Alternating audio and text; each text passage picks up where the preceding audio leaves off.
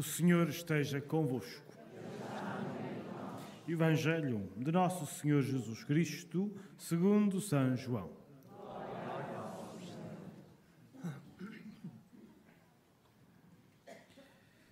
Aquele que vem do alto está acima de todos. Quem é da terra, à terra pertence e da terra fala.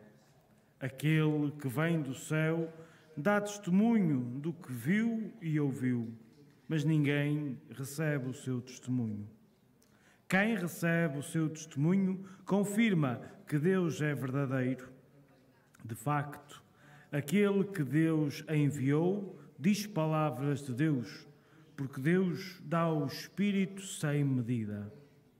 O Pai ama o Filho e entregou tudo nas suas mãos. Quem acredita no Filho tem a vida eterna.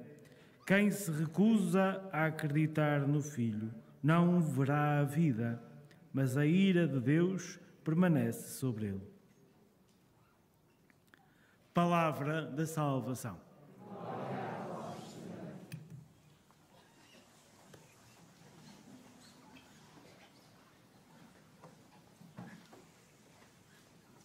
Meus irmãos e minhas irmãs, neste tempo pascal, a primeira leitura, sempre tirada dos Atos dos Apóstolos, vai-nos mostrando como a Igreja, movida pelo Espírito Santo, vai anunciando a palavra de Deus.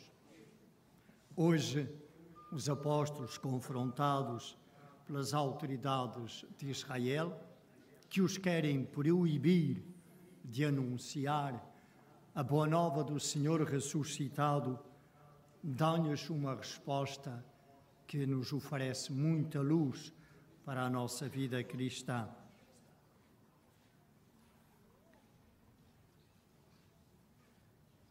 Deve obedecer-se antes a Deus que aos homens. Ou seja, qualquer vontade humana que seja contrária à vontade de Deus, essa vontade humana deve ser desobedecida.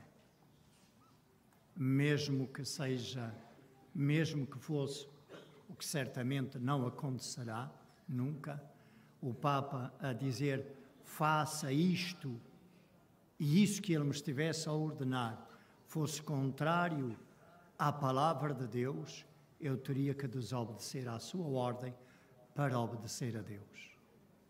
Agora perguntemo-nos, meus irmãos, na vida prática do dia a dia, a quem é que nós obedecemos? A Deus? Aos preconceitos sociais? Às ideias que estão no ar? À moda? A nós mesmos? Ou a Deus?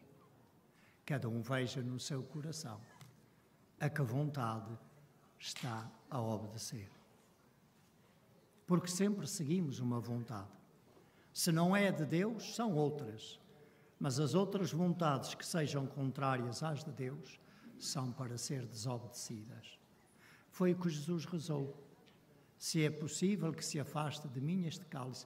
A sua natureza humana não queria aquele sofrimento. Mas ele logo acrescentou, faça-se contudo a tua vontade e não esta minha vontade humana.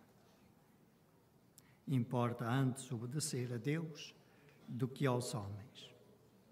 Depois, no fim, eles dizem, nós, falando de Jesus e mostrando com a palavra de Deus como em Jesus se tinham cumprido as promessas, eles vão dizer, e nós somos testemunhas destes factos.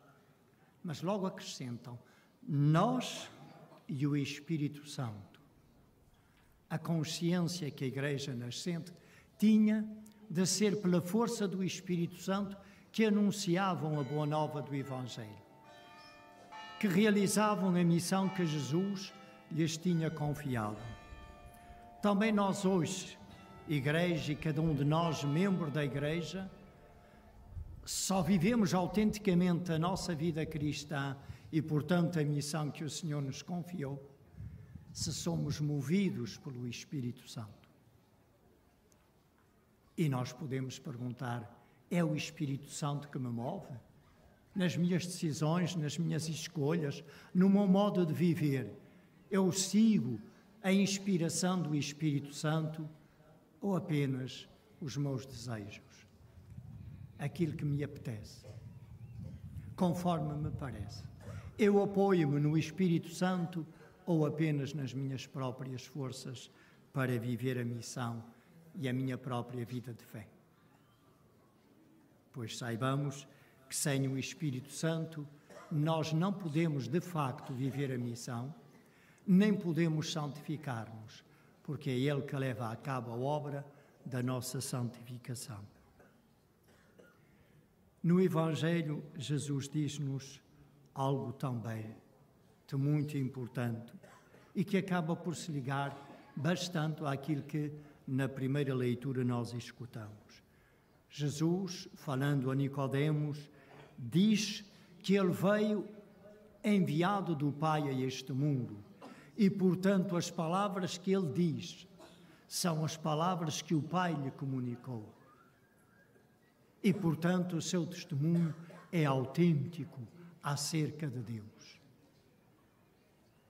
Então, meus irmãos, se Ele é o único que, sendo Deus, Filho de Deus, veio ter conosco, não sigamos outras vozes, por muito sábias que elas sejam e por coisas interessantes que digam acerca de Deus.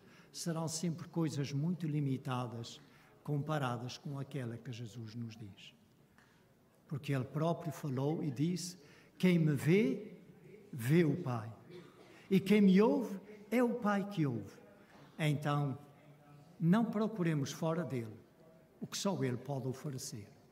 O verdadeiro rosto de Deus. O verdadeiro caminho para Deus. Ele disse: eu sou o caminho, a verdade e a vida. Não busquemos fora dele o que só ele pode oferecer.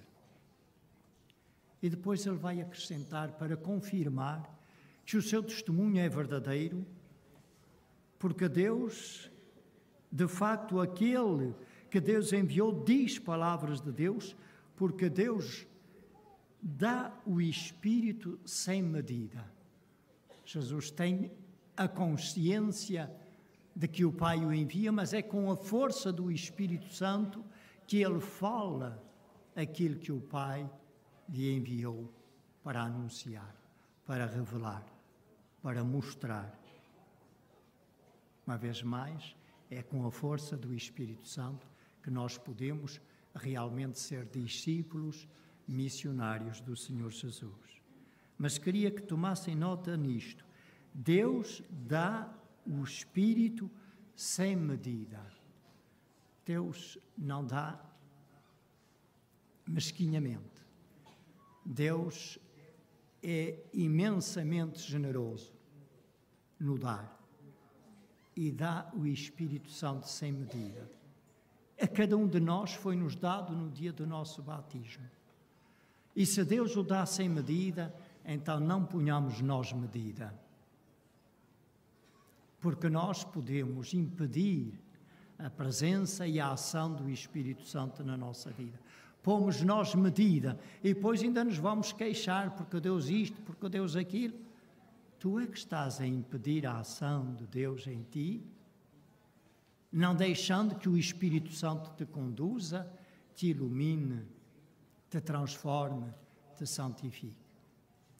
Não resistamos ao Espírito Santo nas nossas vidas. E é tão fácil, meus irmãos, resistir. Há tantas tendências contrárias ao Espírito que é Santo. Há tantas tendências que atravessam o nosso coração e que estão presentes também na nossa sociedade de todos os tempos, não só de hoje, e que são contrários aos desejos do Espírito Santo. Que seja o Espírito Santo, então, irmãos, a conduzir os nossos passos, porque foi também Ele que conduziu a Virgem Maria. Foi pela ação do Espírito Santo que ela concebeu em seu seio o seu divino Filho. E é sempre movida pelo Espírito Santo que ela, como mãe, cuida e educa o Deus menino.